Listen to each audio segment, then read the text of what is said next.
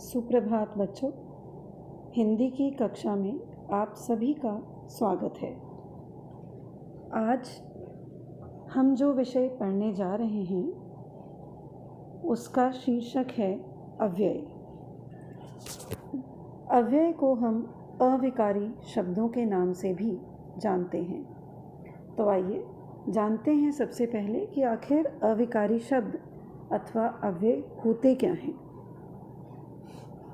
जब भी हम कोई कहानी सुनते हैं या कोई अनुच्छेद पढ़ते हैं या कुछ वाक्य बोलते हैं तो हम पाते हैं कि उन वाक्यों में कुछ शब्द ऐसे होते हैं जो कभी भी लिंग, वचन, पुरुष या कारक इत्यादि के बदल जाने पर भी बदलते नहीं हैं।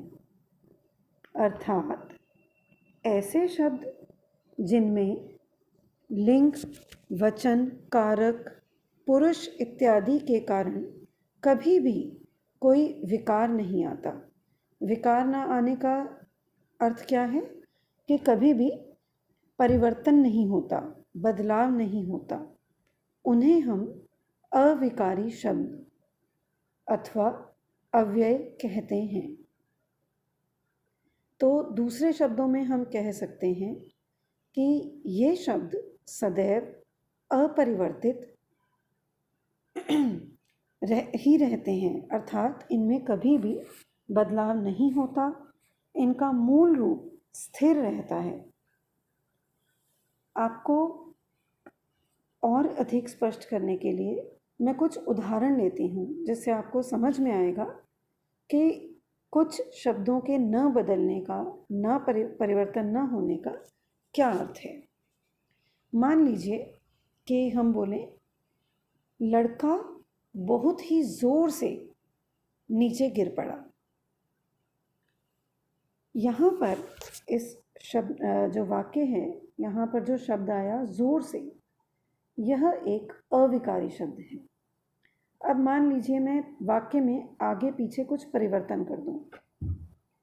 लड़के की जगह लड़की ज़ोर से गिर पड़ी, तो लड़की और लड़के के लिंग परिवर्तन के बावजूद शब्द ज़ोर से अपरिवर्तनीय रहा, वैसे का वैसा ही रहा।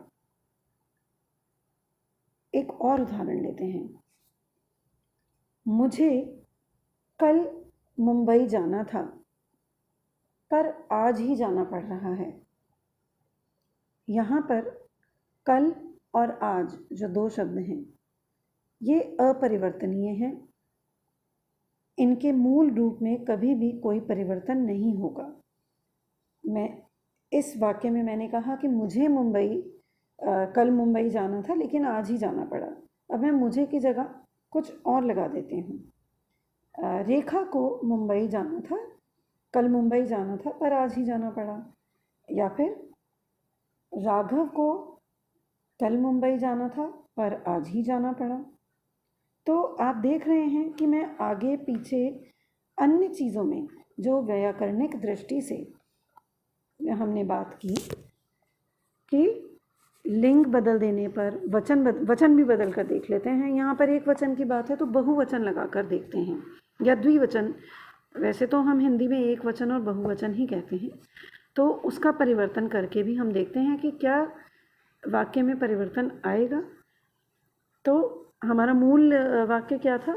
मुझे कल मुंबई जाना था परंतु आज ही जाना पड़ा। और इन वाक्यों में मैंने आपको बताया कि कल और आज जो ये दो शब्द हैं ये अविकारी या अव्यय हैं। हम दोनों को कल मुंबई जाना था पर आज ही जाना पड़ा। देखिए फिर से, कल और आज में कोई परिवर्तन नहीं हुआ। अब हम और वचन और बढ़ा देते हैं, दो से अधिक कर देते हैं। हम सबको कल मुंबई जाना था परंतु आज ही जाना पड़ा। अभी भी कोई परिवर्तन नहीं हो रहा है ना।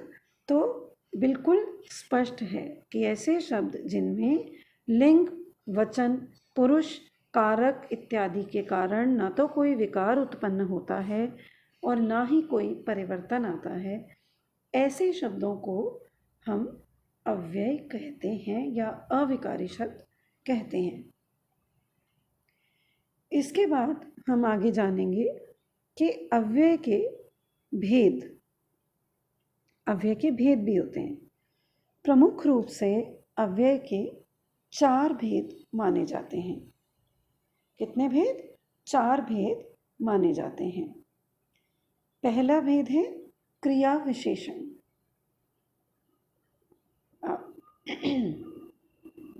अभी इनके बारे में मैं आपको विस्तार से बाद में बताऊंगी, केवल नाम स्पष्ट किए दे रही हूँ। पहला भेद है क्रिया विशेषण, जिसे आप एडजेक्टिव के नाम से जानते हैं। दूसरा भेद है संबंध बोधक। तीसरा भेद है समुच्चय बोधक। और चौथा भेद है विस्मयादि बोधक। तो ये 4 भेद अव्यय के होते हैं। इसके अलावा कहीं कहीं आप पाएंगे कि निपात नाम से भी एक श्रेणी कर दी जाती है। इन सभी के बारे में आपको विस्तार से अगले वीडियोस में बताया जाएगा। तब तक के लिए अपने आप को सुरक्षित रखिए, प्रसन्न रखिए। धन्यवाद।